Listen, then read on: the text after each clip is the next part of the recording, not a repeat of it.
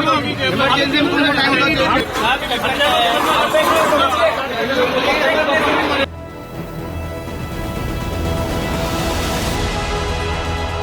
कोटा जिले का medical college है। यहाँ रोज हजारों मरीज प्रदेश के दूर दराज इलाकों से इलाज के लिए आते हैं, लेकिन अस्पताल में सरकारी सुविधाओं के नाम पर कुछ भी नहीं। कहने को तो ये मेडिकल कॉलेज आधुनिक सुविधाओं से लैस है। खुद चिकित्सा मंत्री प्रसादी लाल मीणा कोटा जिले के प्रभारी मंत्री हैं, लेकिन जिले के मेडिकल कॉलेज में लाखों रुपए की मशीनें धूल फांक रही हैं। इन मशीनों का इस्तेमाल तो बहुत दूर की बात है, इन पर कपड़ा मारकर मशीनों के जाले उतारने की जहमत तक कोई नहीं उठाता।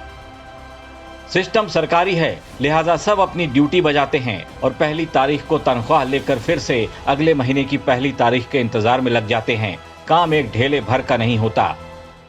ये जो मशीनें हैं मेडिकल कॉलेज में जो यहाँ रखी हुई है, आप देखिए ये जो आधार कार्ड वहाँ से कार्ड निकाले जाते हैं, इनमें निःशुल्क इनकी मशीनें जो आप देखिए जाले लगे हुए हैं मशीनों पे, और ये जो डस्ट जो छाई हुई है, तीन यहाँ जो ये मशीनें यहाँ रखी हुई हैं, पर अस्पताल में इनका क्या उपयोग होता है ये तो पता नहीं। कि उपयोग तो हो नहीं रहा, कि बंद पड़ी और जाले जो इनके लगे हुए हैं आप देख ही सकते हैं। अब ये इधर पीछे की साइड भी देखिए किस तरह से जो पूरा इनमें ये जालों से लेकर पूरा कचरा भरा हुआ है ये। और हम जो इनका यहाँ देख रेख करते हैं, हम उनसे भी बात करने की कोशिश करते हैं।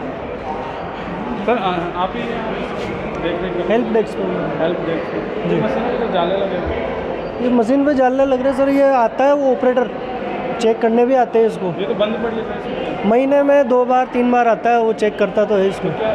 कब निकाले जाते हैं? इसमें तो चालू होना चाहिए, इसमें तो भावना सरकार ये चलना चाहिए, पर अब वो ऑपरेटर बैठेगा जब ही है सर उसमें। तो ये तो बंद पड़ी है।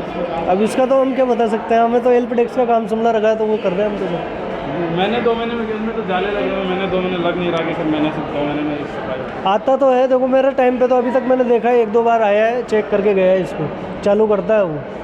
ये स्थिति है अस्पताल की जो आप देख सकते हैं। ये जो मशीनें ये लगी हुई है ये हुई, या जो आप देखिए इधर से जो ये परिजन है, परिजनों को ही जो मरीज होते हैं इनको लेके यहाँ पे खुद परिजन ही ट्रॉली लेके निकलते हैं।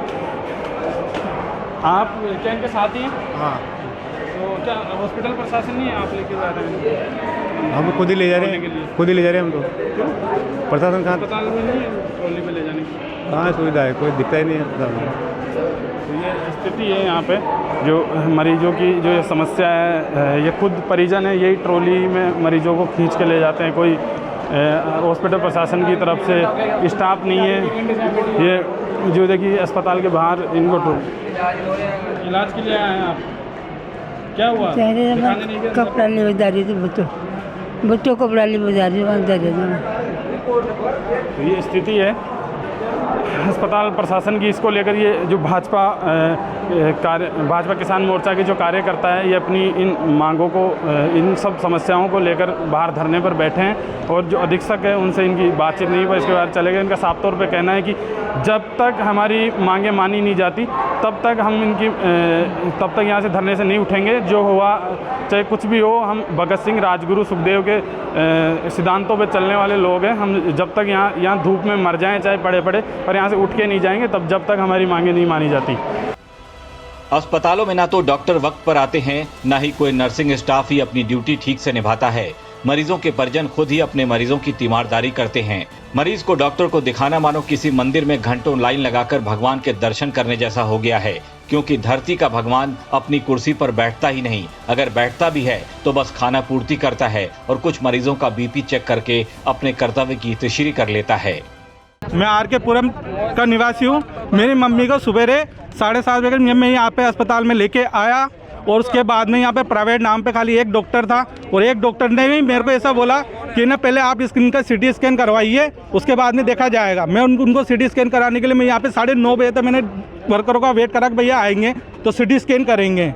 जब तक मेरी मम्मी है ना उस पर व्हील चेयर पर ही थी, और उनकी हालत बहुत बुरी थी, और उनका आज अभी जाके उनके ना मेडिसिन यहाँ पे लगी है। यहाँ पे कोई भी ऐसा कार्रवाई नहीं होती, ना सुनवाई किसी की भी नहीं होती। भले से आदमी ने व्हील चेयर पे बैठा है तो बैठा है, और ना स्टाफ में भी वो बात नहीं है कि भैया मरीज आया तो कम से कम पहले उसका चेकअप कर ले के ना कि मरीज की हालत कैसी है, और उनको अब जाके मेडिसिन दी थी। अगर इस कंडीशन में अगर मेरी मम्मी के साथ कुछ हो जाता है, यहाँ के जो कर्मचारी है उसका वो जवाब दे देते कि कुछ कर देते या फिर मेरी मम्मी को ठीक कर देंगे।